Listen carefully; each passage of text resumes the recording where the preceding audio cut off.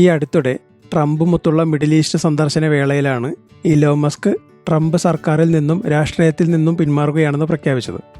ഇതിന് പിന്നിൽ പ്രസിഡന്റ് ട്രംപുമായുള്ള അഭിപ്രായ വ്യത്യാസങ്ങളാണെന്ന് വാർത്തകൾ വന്നിരുന്നു. പക്ഷേ മസ്ക് പറഞ്ഞത് ബിസിനസ്സിൽ കൂടുതൽ ശ്രദ്ധ കേന്ദ്രീകരിക്കുന്നതിന് വേണ്ടിയാണ് തൽക്കാലത്തേക്കുള്ള ഈ പിന്മാറ്റം എന്നായിരുന്നു.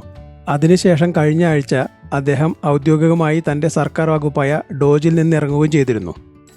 മസ്കിൻ്റെ വിടവാങ്ങൽ ചടങ്ങിൽ ട്രംപ് അദ്ദേഹത്തിൻ്റെ സേവനങ്ങൾക്ക് നന്ദി പറയുകയും പിരിഞ്ഞു പോകുകയല്ല, തൽക്കാലത്തേക്ക് മാറി നിൽക്കുകയാണെന്നുമൊക്കെ പറഞ്ഞിരുന്നു. കൂടാതെ മസ്കിനായി പ്രത്യേക സമ്മാനം കൊടുക്കാനും മറന്നില്ല. എന്നാൽ മുമ്പ് വന്ന രണ്ടുപേരുടെയും അഭിപ്രായ വ്യത്യാസങ്ങളുടെ വാർത്ത ശരിവെച്ചുകൊണ്ട് മസ്ക് ട്രംപിനെതിരെ ഗുരുതര ആരോപണങ്ങളുമായി രംഗത്തെത്തിയിരിക്കുന്നു.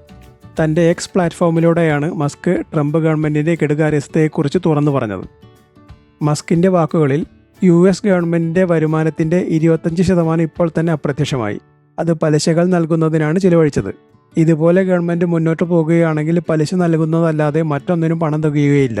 അതിപ്പോൾ സാമൂഹ്യ സുരക്ഷയ്ക്കോ ആരോഗ്യ പരിചരണത്തിനോ രാജ്യത്തിൻ്റെ പ്രതിരോധത്തിനോ ആയാൽ പോലും.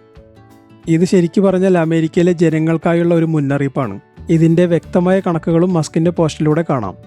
അതായത് അമേരിക്കയുടെ ദേശീയ കടം ഏകദേശം 317 ലക്ഷം കോടിയാണ്. ഇതിൻ്റെ പലിശ മാത്രം ഓരോ മാസവും 10.5 ലക്ഷം കോടി രൂപയോളം വരും. ഒന്നുകൂടി വ്യക്തമാക്കി പറഞ്ഞാൽ അമേരിക്കയുടെ ഇപ്പോഴത്തെ അവസ്ഥ കിട്ടുന്ന വരുമാനത്തിൻ്റെ 4/1 പലിശ അടയ്ക്കുന്നതിന് മാത്രമാണ് പോയിക്കൊണ്ടിരിക്കുന്നത്. ഓരോ മാസവും ഇത്രയും തന്നെ തുക ചെലവഴിക്കുന്നുണ്ടെങ്കിലും മുതൽ അവിടെ തന്നെ നിൽക്കുകയാണ്. ഇതാണ് മസ്ക് ചൂണ്ടിക്കാണിച്ചത്. യഥാർത്ഥത്തിൽ ഈ കടവും മുഴുവൻ ട്രംപ് ഉണ്ടാക്കിയതല്ല, കുറേശ്ശെയായി പെരുകിയതാണ്. ഇറാഖുമായും അഫ്ഗാനിസ്ഥാനുമായും നടത്തിയ യുദ്ധങ്ങൾ അമേരിക്കൻ ഖജനാവിനെ ശരിക്കും ശോഷിപ്പിച്ചു. ഇത്രയും പണം നികുതി വർധനവിലൂടെ തിരിച്ചുപിടിക്കുന്നതിന് പകരം രാജ്യത്തിൻ്റെ ദേശീയ കടത്തിലേക്ക് ചേർക്കുകയാണ് അന്ന് ചെയ്തത്. ഇതിന് പുറമെ പലപ്പോഴായി നികുതിയിൽ കുറവ് വരുത്തുകയും ചെയ്തിരുന്നു. ഇതിനെല്ലാം ശേഷം വന്ന കോവിഡും നല്ല തരത്തിൽ അമേരിക്കൻ ഖജനാവിനെ കൊള്ളയടിച്ചു. തുടർന്ന് വന്ന ഗവൺമെൻറ്റുകൾ ഈ കടം കുറയ്ക്കുന്നതിന് പ്രത്യേകിച്ച് നടപടികളൊന്നും തന്നെ എടുക്കാത്തതിനാൽ അതങ്ങനെ കിടക്കുകയാണ്. എന്നാൽ ഏറ്റവും അവസാനമായി വന്ന ട്രംപ് സർക്കാരാകട്ടെ ധൂർത്തിലും കെടുകാര്യസ്ഥതയിലും മുൻപന്തിയിലാണ് താനും. ഗവൺമെൻറ്റിൻ്റെ ചിലവ് ചുരുക്കലിനും കാര്യക്ഷമതയ്ക്കുമായി മസ്ക് പലതവണ ഉപദേശങ്ങൾ നൽകിയിരുന്നെങ്കിലും ട്രംപ് അതിനൊന്നും വലിയ പ്രാധാന്യം നൽകിയില്ല. ഇതായിരുന്നു ഇവർ തമ്മിലുള്ള അസ്വാരസ്യങ്ങളുടെ തുടക്കം. പക്ഷേ അത് മറനീക്കി പുറത്തു വന്നത് ഇപ്പോഴാണെന്ന് മാത്രം. ഇതിനിടയിലാണ് കഴിഞ്ഞ ആഴ്ചകളിൽ ആഗോള ക്രെഡിറ്റ് റേറ്റിംഗ് ഏജൻസിയായ മൂഡീസ് അമേരിക്കയുടെ കടത്തെപ്പറ്റി മുന്നറിയിപ്പ് നൽകുകയും അമേരിക്കയുടെ സോവറിൻ ക്രെഡിറ്റ് റേറ്റിംഗ് താഴ്ത്തുകയും ചെയ്തത്. ഇത് വലിയൊരു വാർത്തയായിരുന്നു. പിന്നീട് മൂഡീസിൻ്റെ ഈ നടപടിക്കെതിരെ ട്രംപ് രംഗത്തെത്തുകയും ചെയ്തിരുന്നു. അമേരിക്കയുടെ പുതിയ താരിഫ് നയങ്ങൾ കൊണ്ട് ഈ കടങ്ങൾ പെരുകാനേ സാധ്യതയുള്ളൂ. കാരണം അമേരിക്കയിലേക്കുള്ള ഇറക്കുമതിയുടെ റേറ്റ് കൂട്ടിയതുകൊണ്ട് തന്നെ വ്യവസായങ്ങൾക്ക് ചിലവ് വർദ്ധിക്കും. ഇതവർ ഉപഭോക്താക്കളിൽ നിന്ന് ഈടാക്കുകയും ചെയ്യും. ഇത് വാങ്ങൽ ശേഷിയെ കുറയ്ക്കാനും സാമ്പത്തിക പ്രവർത്തനത്തെ തന്നെ മുഴുവനായി മന്ദഗതിയിലാക്കാനും കാരണമാവും. കൂടാതെ താരിഫുകളിലെ ഉയർച്ചയ്ക്കുള്ള സാധ്യതകൾ കാരണം ബിസിനസ്സിലേക്കുള്ള നിക്ഷേപം കുറയ്ക്കും.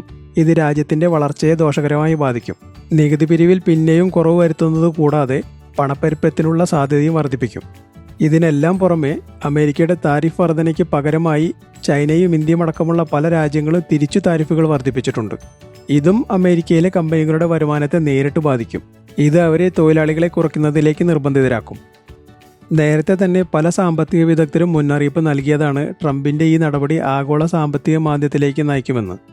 താരിഫ് വർധനവിലൂടെ ഗവൺമെൻറ്റിന് നേരിട്ട് വരുമാനം ലഭിക്കുമെങ്കിലും ഉപഭോക്താക്കളുടെ ചെലവ് വർദ്ധിക്കുകയും കോർപ്പറേറ്റുകൾക്ക് ലാഭം കുറയുകയും അതുമൂലം കോർപ്പറേറ്റ് നികുതി ഇനത്തിലും ശമ്പള നികുതി ഇനത്തിലും വലിയ കുറവ് വരുത്തുന്നതിന് കാരണമാകുകയും ചെയ്യും. ഇതുകൊണ്ട് തന്നെ ട്രംപിൻ്റെ താരിഫ് വർധന ലാഭത്തേക്കാൾ നഷ്ടമാണ് വരുത്തുക.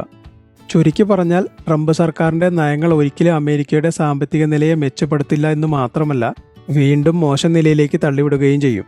ഇതുതന്നെയാണ് ഇലോൺ മസ്ക് ഉദ്ദേശിച്ചതും. എന്തായാലും ഇനി വരാൻ പോകുന്നത് നമുക്ക് കാത്തിരുന്ന് കാണാം.